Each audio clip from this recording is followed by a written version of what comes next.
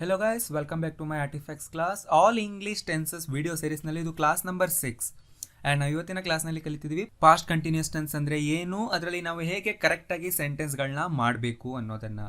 ಈಗ ಆಲ್ರೆಡಿ ಈ ಸೀರೀಸ್ನಲ್ಲಿ ನಾನು 5 ಕ್ಲಾಸಸ್ನ ಅಪ್ಲೋಡ್ ಮಾಡಿದ್ದೀನಿ ಪ್ರೆಸೆಂಟ್ ಹಾಗೂ ಪಾಸ್ಟ್ ಮೇಲೆ.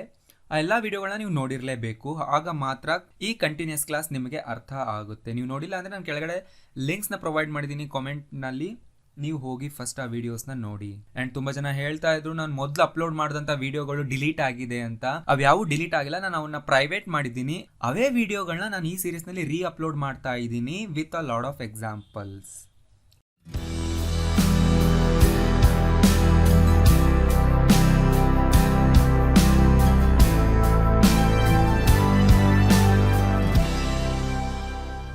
ನೀವು ನನ್ನ ಚಾನಲ್ನಲ್ಲಿ ಫಸ್ಟ್ ಟೈಮ್ ವೀಡಿಯೋಸ್ ನೋಡ್ತಾ ಇದ್ದರೆ ವೀಡಿಯೋಗಳಿಗಿರುವ ಸಬ್ಸ್ಕ್ರೈಬ್ ಬಟನ್ ಕ್ಲಿಕ್ ಮಾಡಿ, ಪಕ್ಕದಲ್ಲಿರುವ ಬೆಲ್ ಐಕಾನ್ ಪ್ರೆಸ್ ಮಾಡಿ. ಈ ರೀತಿ ಮಾಡಿದರೆ ಮಾತ್ರ ನಾನು ಮುಂದೆ ಅಪ್ಲೋಡ್ ಮಾಡುವ ಎಲ್ಲ ವೀಡಿಯೋಗಳ ನೋಟಿಫಿಕೇಶನ್ ನಿಮ್ಮ ಮೊಬೈಲ್ ಹಾಗೂ ಡೆಸ್ಕ್ಟಾಪ್ಗೆ ಬರುತ್ತೆ. ಸೊ ನೀವು ಯಾವುದೇ ವೀಡಿಯೋ ಮಿಸ್ ಆಗೋದಿಲ್ಲ. ಈಗ ಆಲ್ರೆಡಿ ಸಬ್ಸ್ಕ್ರೈಬ್ ಆಗಿದ್ರೆ ಇದರ ಅವಶ್ಯಕತೆ ಇಲ್ಲ.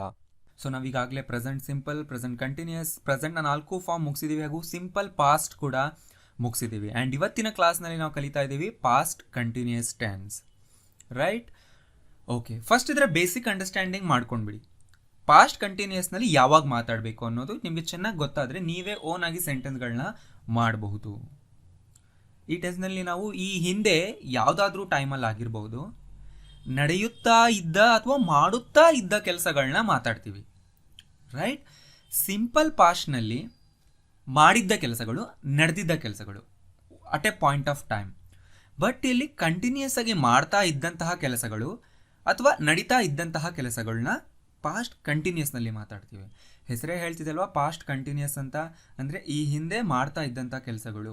ಬಟ್ ಅವು ಸ್ಟಾರ್ಟ್ ಆಗಿ ಎಂಡ್ ಆಗಿರಬಹುದು ಅಥವಾ ಮಾಡುವಂಥ ಪ್ರಾಸೆಸ್ನ ನಾವಿಲ್ಲಿ ಹೇಳ್ತೀವಿ. ನನಗೆ ಅದನ್ನು ಮಾಡ್ತಾ ಇದ್ದೆ, ನೀನು ಅದನ್ನು ಮಾಡ್ತಾ ಇರಲಿಲ್ಲ, ಈ ರೀತಿ. ತುಂಬ ಸರಿ ನಾವು ಇದನ್ನು ಮಾತಾಡುವಾಗ ಸ್ಪೆಸಿಫಿಕ್ ಆಗಿ ಟೈಮ್ ಗೊತ್ತಿರೋದಿಲ್ಲ, ಬಟ್ ಆ ಕೆಲಸ ಆಗಿ ಮಾಡ್ತಾ ಇದ್ವಲ್ಲ ಅಂತ ಹೇಳೋದನ್ನೇ ಜಾಸ್ತಿ ಮಾತಾಡ್ತೀವಿ, ರೈಟ್? ಆ್ಯಂಡ್ ಅವು ಪ್ರೆಸೆಂಟ್ನಲ್ಲಿ ಯಾವುದೇ ಸಂಬಂಧನ ಹೊಂದಿರೋದಿಲ್ಲ, ಅಂದರೆ ಆಲ್ರೆಡಿ ಅವು ನಡೆದು ಮುಗ್ದೋಗಿರುತ್ತೆ, ರೈಟ್? ಬಟ್ ನಡೀತಾ ಇತ್ತು ಅಂತ ನಾವು ಹೇಳ್ತೀವಿ. ಫಾರ್ ಎಕ್ಸಾಂಪಲ್, ನಾನು ನಿನ್ನೆ ಈ ಕೆಲಸ ಮಾಡುತ್ತಾ ಇದ್ದೆ. ಸೊ ಇದನ್ನು ನಾವು ಇಂಗ್ಲೀಷಲ್ಲಿ ಹೇಳ್ತೀವಿ I was doing this work yesterday. And ಇಲ್ಲಿ ನಾವು ವಾಸ್ ವರ್ಬ್ಗಳನ್ನ ಹೆಲ್ಪಿಂಗ್ ವರ್ಬ್ ಆಗಿ ಯೂಸ್ ಮಾಡ್ತೀವಿ. ಸೊ ಇಲ್ಲಿ ನೋಡಿ, ಸ್ವಲ್ಪ ಕೇರ್ಫುಲ್ಲಾಗಿ ನೋಡಿ. I, he, she, it names ಇದ್ದಾಗ ನಾವು ವಾಸ್ ಯೂಸ್ ಮಾಡ್ತೀವಿ. ಐ, ಹಿ, ಶಿ, ಇಟ್ ಅಥವಾ ಒಬ್ಬ ಪರ್ಸನ್ ನೇಮ್ ಬಂದಾಗ ವಾಸ್ ಯೂಸ್ ಮಾಡ್ತೀವಿ, ಅಥವಾ ಅದರ್ವೈಸ್ ವರ್ ಯೂಸ್ ಮಾಡ್ತೀವಿ. ಪ್ಲೂರಲ್ ಬಂದರು, ಯು, ವಿ, ದೇ ಬಂದರು. And main verb, action verb ಇಲ್ಲಿ ಯಾವಾಗಲೂ ING ಫಾರ್ಮ್ನಲ್ಲಿರುತ್ತೆ. For example eating, right? So ನೆನ್ಪಿಟ್ಕೊಳ್ಳಿ, ಈ ಹಿಂದೆ ಒಂದು ಅನ್ನೌನ್ ಟೈಮ್ನಲ್ಲಿ ಆ ಕೆಲಸ ನಡೀತಾ ಇದ್ದಂಥ ಟೈಮ್ ನಮಗೆ ಗೊತ್ತಿರೋದಿಲ್ಲ, ಓಕೆ?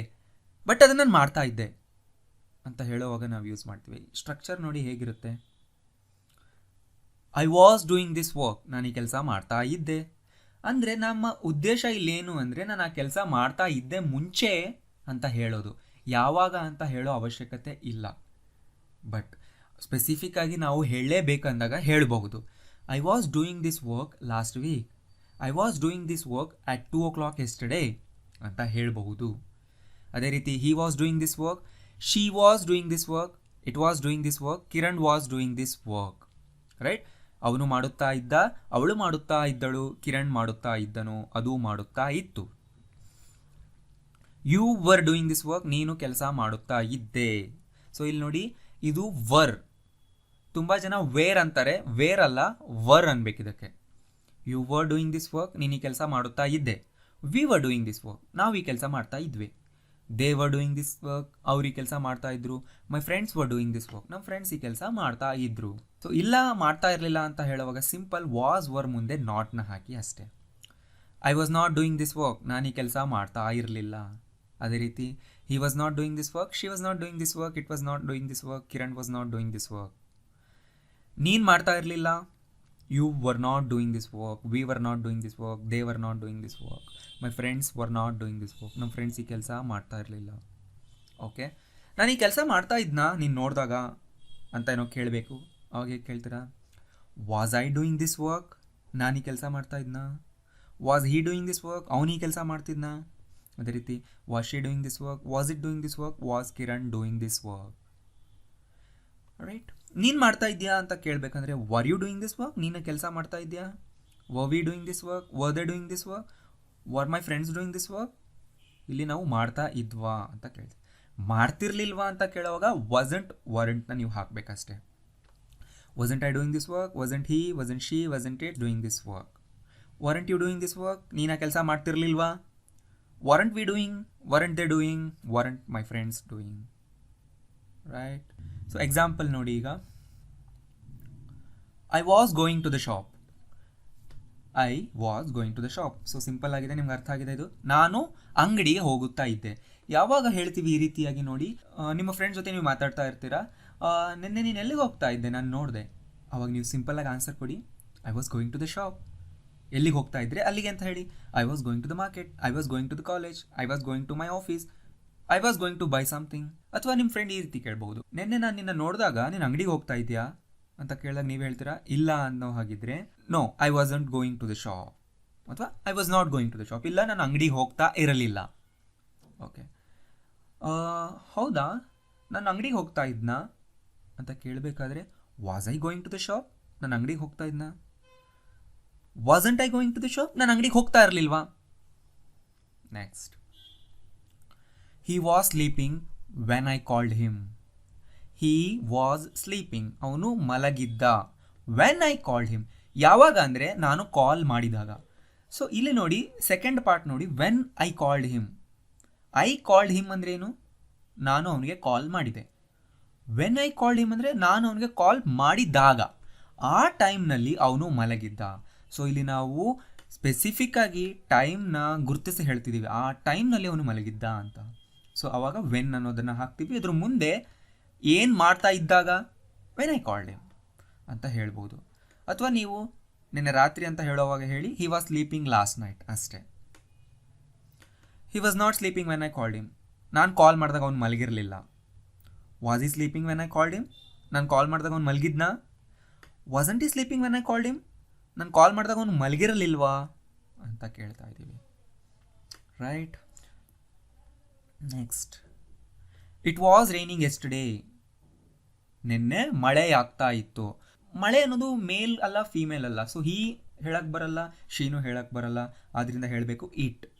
ಸೊ ಮಳೆಗೆ ನಾವು ಇಟ್ ಅನ್ಬೇಕು, ಕೋಲ್ಡ್ಗೂ ಕೂಡ ಇಟ್ ಅನ್ಬೇಕು, ಹಾಟ್ಗೆ ಕೂಡ ಇಟ್ ಅನ್ಬೇಕು. Right. It was raining yesterday ಅಂದರೆ ನಿನ್ನೆ ಮಳೆ ಆಗ್ತಾ ಇತ್ತು. ಇಟ್ ವಾಸಂಟ್ ರೈನಿಂಗ್ ಎಸ್ಟರ್ಡೇ, ನಿನ್ನೆ ಮಳೆ ಆಗ್ತಾ ಇರಲಿಲ್ಲ. ವಾಸ್ ಇಟ್ ರೈನಿಂಗ್ ಎಸ್ಟರ್ಡೇ, ನಿನ್ನೆ ಮಳೆ ಆಗ್ತಾ ಇತ್ತಾ. ವಾಸಂಟ್ ಇಟ್ ರೈನಿಂಗ್ ಎಸ್ಟರ್ಡೇ, ನಿನ್ನೆ ಮಳೆ ಆಗ್ತಾ ಇರಲಿಲ್ವಾ. ನೀವು ಎಸ್ಟರ್ಡೇ ಪ್ಲೇಸ್ನಲ್ಲಿ ಈ ಹಿಂದೆ ಯಾವುದಾದ್ರೂ ಒಂದು ಟೈಮ್ನ ಹಾಕ್ಬೋದು, ಅಥವಾ ಹಾಕ್ದೇನೂ ಇರ್ಬೋದು. ಫಾರ್ ಎಕ್ಸಾಂಪಲ್ ನೋಡಿ, ನೆನ್ನೆ ಯಾಕೆ ಬರಲಿಲ್ಲ ನೀನು. Because it was raining. Because it was raining ಅಷ್ಟೇ ಹೇಳಿದ್ರೆ ಮುಗೀತು. ಅವರೇ ಕೇಳ್ತಿದಾರಲ್ವಾ ನಿನ್ನೆ ಅಂತ. ಅಥವಾ ಸಿಚುವೇಶನಲ್ಲಿ ನಿಮಗೆ ಗೊತ್ತಿದೆ ನಿನ್ನೆ ಬಗ್ಗೆ ನಾವು ಮಾತಾಡ್ತಿದ್ದೀವಿ ಅಂತ. ಜಸ್ಟ್ ಇಟ್ ವಾಸ್ ರೈನಿಂಗ್ ಅಂದರೂ ಕೂಡ okay. Next, V were having lunch that time. Var ಅನ್ನೋದು ಯಾಕೆ ಬಂತು ಅಂದರೆ ಇಲ್ಲಿ ವಿ ಪ್ಲೂರಲ್ ಬಂತು ಅಲ್ವಾ. V were having lunch that time ಅಂದರೆ ಆ ಟೈಮ್ನಲ್ಲಿ ನಾವು ಊಟ ಮಾಡ್ತಾ ಇದ್ವಿ. ಓಕೆ, ನಿಮಗೆ ಕೇಳ್ತಾರೆ ನಾನು ನಿಮ್ಮ ರೂಮಿಗೆ ಬಂದಿದ್ದೆ, ನೀವು ಅಲ್ಲಿರಲೇ ಇಲ್ಲ. ಅವಾಗ ನೀವು ಹೇಳಿ ನಾವಾಗ ಊಟ ಮಾಡ್ತಾ ಇದ್ವಿ. We were having lunch that time. We were not having lunch that time, ಇಲ್ಲ ನಾವಾಗ ಊಟ ಮಾಡ್ತಾ ಇರಲಿಲ್ಲ. Were we having lunch that time, ನಾವಾಗ ಊಟ ಮಾಡ್ತಾ ಇದ್ವಾ. Weren't we having lunch that time, ನಾವಾಗ ಊಟ ಮಾಡ್ತಿರ್ಲಿಲ್ವಾ. ರೈಟ್. ಸೊ ಇನ್ನಷ್ಟು ಎಕ್ಸಾಂಪಲ್ಸ್ ನೋಡಿ, ಇದನ್ನು ನೀವು ಹೇಗೆ ಹೇಳ್ಬೋದು ಅನ್ನೋದನ್ನು ಗೆಸ್ ಮಾಡಿ. ನಾನು ಕಾಲ್ ಮಾಡಿದಾಗ ನೀನು ಏನು ಮಾಡ್ತಿದ್ದೆ, ಇಲ್ಲ ನೋಡಿ ಏನು ಮಾಡ್ತಿದ್ದೆ. What were you doing when I called you. So yes or no ಕ್ವಶನಿಂದ ವಾಟ್ ಸೇರಿಸ್ಬೇಕಷ್ಟೇ. What were you doing when I called you. ನೋಡಿ ಐ ಕಾಲ್ಡ್ ಯು ಇದು ಸಿಂಪಲ್ ಪಾಸ್ಟ್ನಲ್ಲಿದೆ. ಅವಾಗ ಅವ್ರು ಆನ್ಸರ್ ಹೇಳ್ತಾರೆ ಆಗ ನಾನು ಬಟ್ಟೆ ಒಗೀತಿದ್ದೆ. ಅದಕ್ಕೆ ಹೇಳಬೇಕು I was washing my clothes at that time. I was washing my clothes at that time. ನೀನು ಎಲ್ಲಿಗೆ ಹೋಗ್ತಾ ಇದ್ದೆ. Where were you going. Where were you going. ಅವರು ನಿನ್ನೆ ರಾತ್ರಿ ಕೂಗುತ್ತಿದ್ರು. They were yelling last night. So yelling ಅಂದರೆ ಕೂಗುತ್ತಾ ಇದ್ದರು, ಎಲ್ ಅಂದರೆ ಕೂಗು. ರೈಟ್. ಇಲ್ಲ ನಾನು ಅದನ್ನು ಮಾಡ್ತಾ ಇರಲಿಲ್ಲ. No I wasn't doing that. Right. So ಏನೇ ಡೌಟ್ ಬಂದರೆ ಕೆಳಗಡೆ ಕಾಮೆಂಟ್ ಮಾಡಿ, ನಾನು ಅದಕ್ಕೆ ಆನ್ಸರ್ ಮಾಡ್ತೀನಿ. ಆ್ಯಂಡ್ ನೀವು ಕೂಡ ಪಾಸ್ಟ್ ಕಂಟಿನ್ಯೂಸ್ನಲ್ಲಿ ಒಂದೆರಡು ಸೆಂಟೆನ್ಸ್ಗಳನ್ನ ಮಾಡಿ ಕೆಳಗಡೆ ಕಾಮೆಂಟ್ ಮಾಡಿ, ನಾನು ಕರೆಕ್ಟ್ ಇದೆಯಲ್ವ ಚೆಕ್ ಮಾಡ್ತೀನಿ, ತಪ್ಪಿದ್ರೆ ಕರೆಕ್ಷನ್ ಕೂಡ ಮಾಡ್ತೀನಿ. ಆ್ಯಂಡ್ ಈ ಕ್ಲಾಸ್ಗಳ ನೋಟ್ಸ್ ನಿಮಗೆ ಬೇಕಾಯಿತು ಅಂದರೆ ನನ್ನ ಫೇಸ್ಬುಕ್ ಪೇಜ್ನ ಲೈಕ್ ಮಾಡಿ, ಫಾಲೋ ಮಾಡಿ.